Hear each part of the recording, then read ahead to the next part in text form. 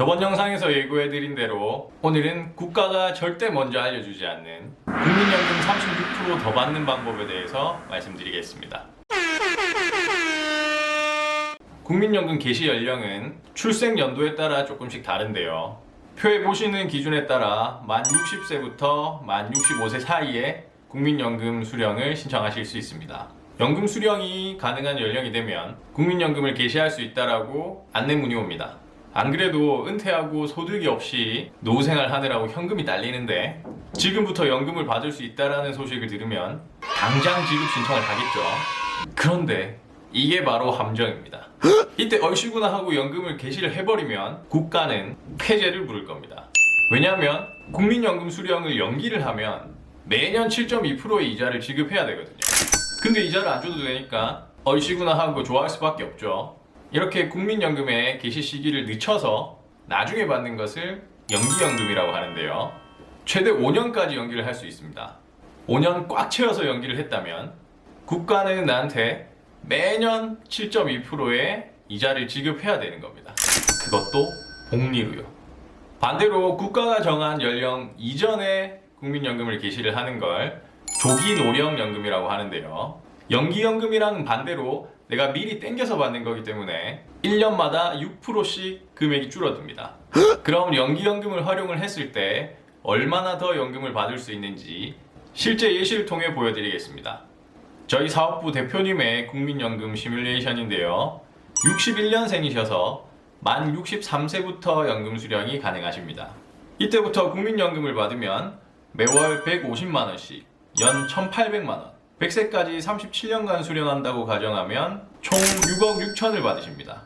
그런데 5년을 연기해서 만 68세부터 국민연금을 받으시면 매월 204만원씩 연 2,455만원이 넘게 받으시고요.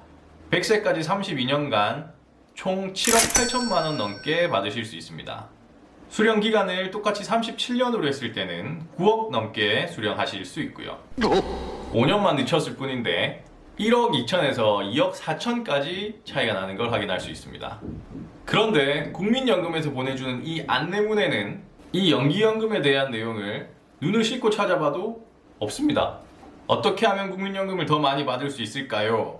여기에 연기연금에 대한 내용이 있나? 없습니다. 그냥 오래 내고 많이 내래요.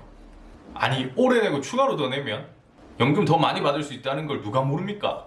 대리 나쁘게.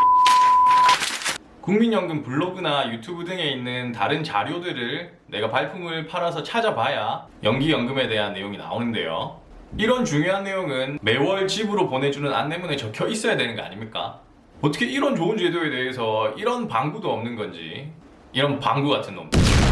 근데 웃긴 게 조기 수령에 관한 내용은 또 나와 있습니다. 더 받는 방법은 쏙 빼고 덜 받게 되는 건 친절히 안내해놓고, 이건 완전 국민을 농락하는 거죠. 진짜 모르면 나만 손해보는 겁니다. 그래서 제가 은퇴를 앞둔 고객님들 인출 설계를 해드릴 때 더 많이 연금을 받으실 수 있게 연기연금 활용을 말씀을 드리는데요. 그렇게 되면 다른 개인연금 상품과 현금자산의 인출 시기나 활용법이 완전히 달라지기 때문에 연기연금은 은퇴 설계나 인출 설계를 할 때 가장 중요한 핵심이 됩니다.